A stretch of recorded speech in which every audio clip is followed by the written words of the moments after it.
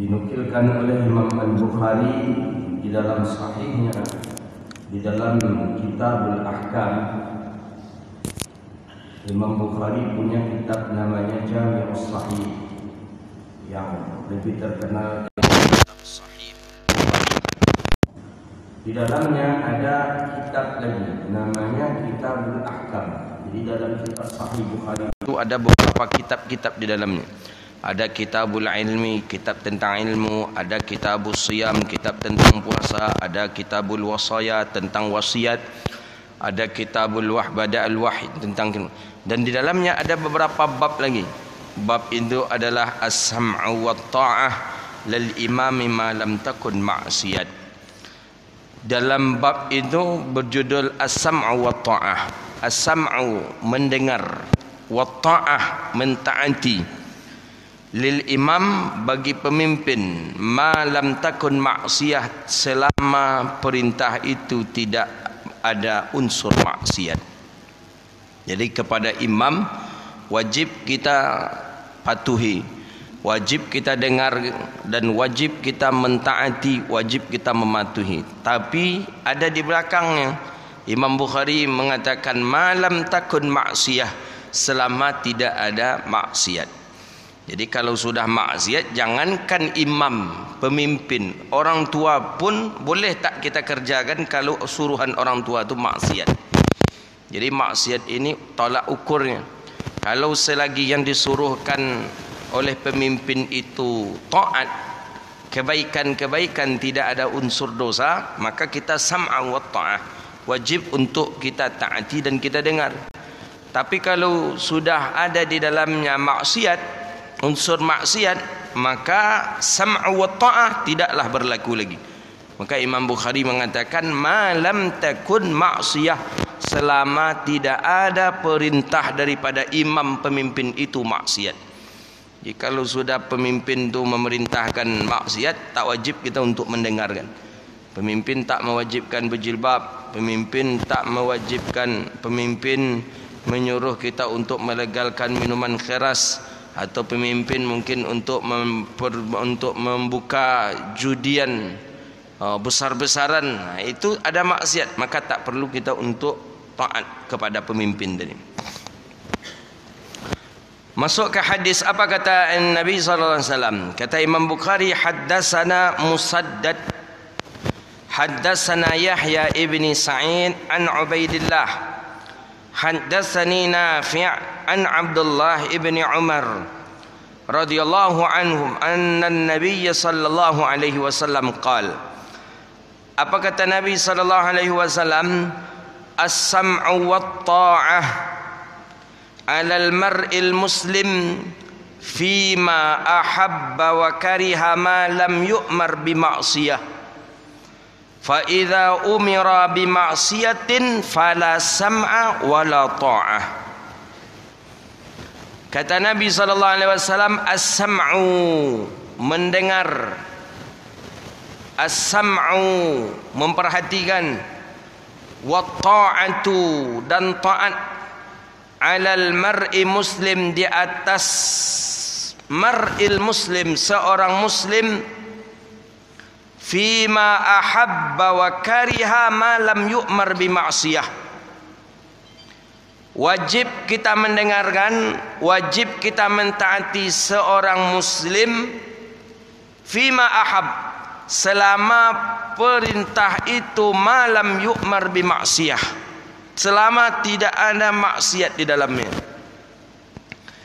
Tapi kata Nabi, fa idza umira bi maksiatin, kalau perintah tadi ada maksiat di dalamnya, fala sam'a wala ta'ah, maka tidak ada sam'an wala ta'atan, tidak ada sam'ah, tak ada pendengaran, wala ta'atan, dan tidak ada pula ketaatan.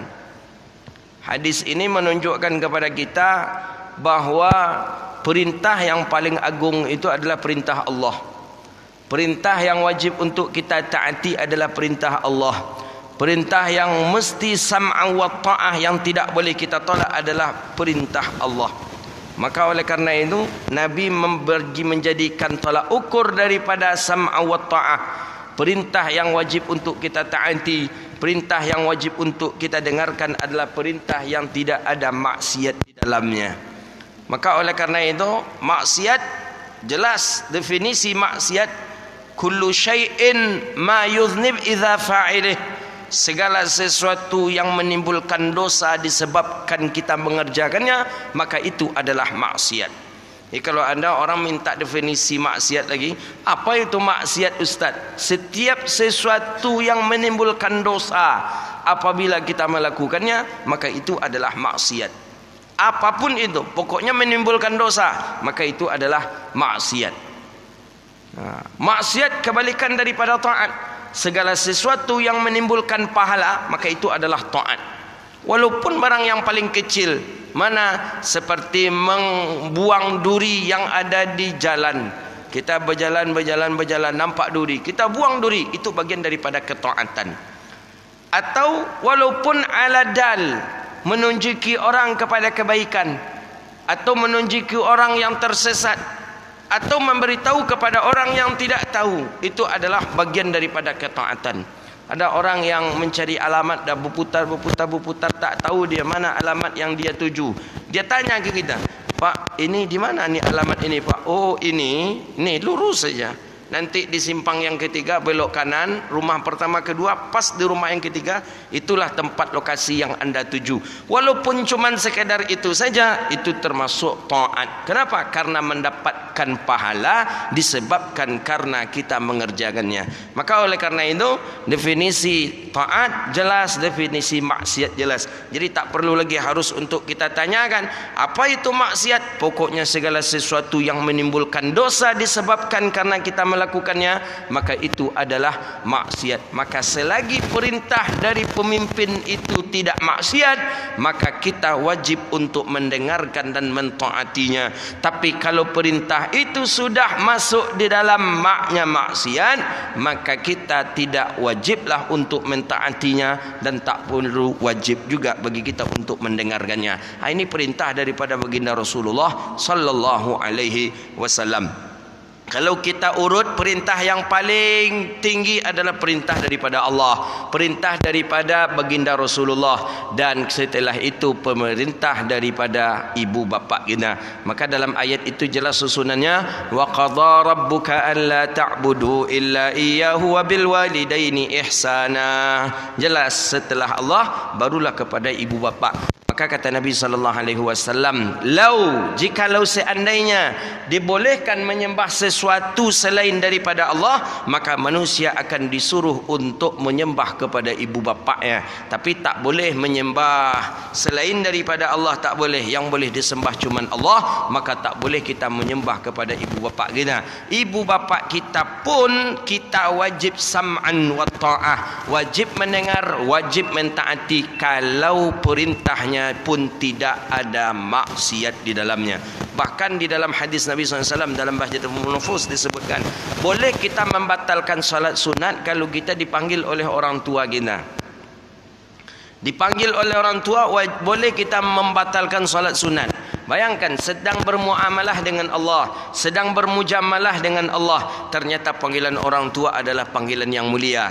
Dan semulianya panggilan orang tua, tidak ada lebih mulia daripada panggilan Allah. Kenapa? Karena panggilan orang tua pun bisa terbatalkan kalau itu ada maksiat di dalamnya.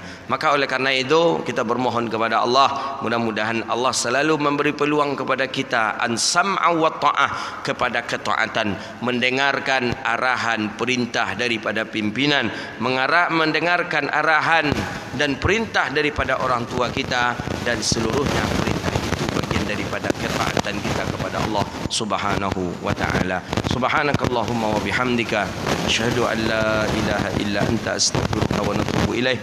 Wa sallallahu ala sayyidina wa maulana Muhammadin wa ala alihi wa sahbihi ajma'in. Wassalamu alaikum warahmatullahi wabarakatuh.